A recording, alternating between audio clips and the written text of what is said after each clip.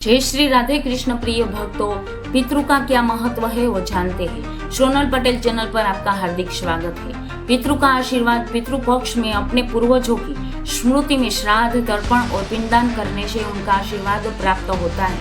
अतः ऋण मुक्ति मिल जाती है।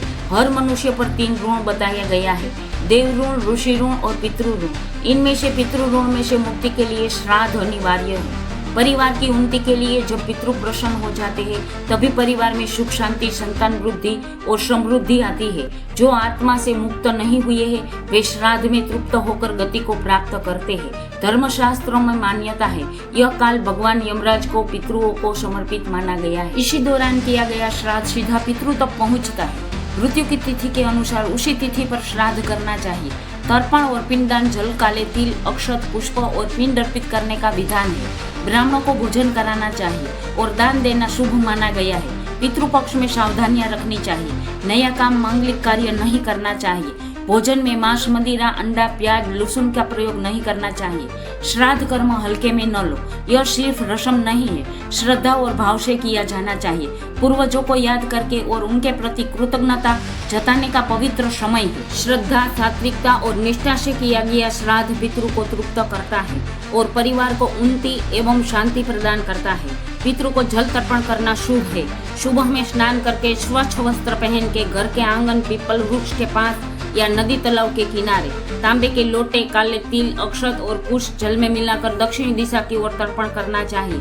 जल छोड़ते समय मंत्र बोले ओम पितृभ्यो स्वधा नमः या सरल शब्द से कहे तो हे पितृ देवता, यह जल आपको अर्पित है, इसे स्वीकार कर तृप्त हो। यह प्रक्रिया 3 बार करें। जल अर्पण करते समय मन में पितृ का स्मरण करना चाहिए। आशीर्वाद की कामना करनी चाहिए।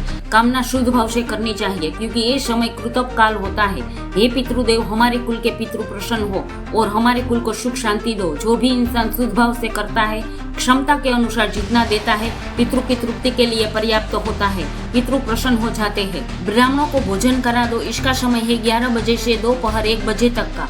कृतज्ञ काल में ही मान्यता है। अपने पूर्वजों को याद करो, उनका आशीर्वाद लो, उनका आदर करो। श्रद्धा से किया गया तर्पण, पिंडदान और स्मरण से ही पितृ प्रसन्न हो जाते हैं और पितृ प्रसन्न हो जाते हैं तो जीवन में सभी रुकावटें दूर हो जाती है। परिवार में सुख शांति का वास होता है। पितृ को जल देना यानी अपनी जड़ों को सींचना।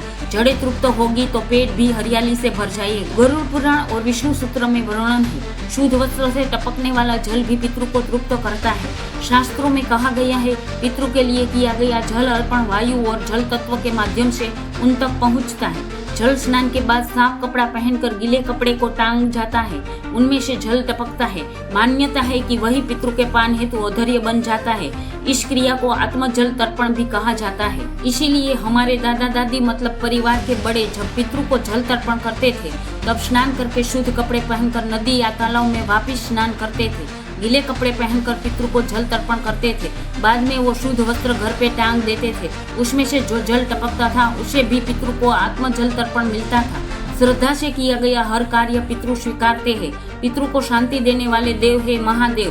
तो चलिए दोस्तों, साथ मिलकर जयकार करते हैं। इसी पावन भाद्र पक्ष में हम सबके पितृ को महादेव तृप्त कर दे और हम सब पे कृपा और आशीर्वाद बरसाए। जय पितृदेव, हर हर महादेव।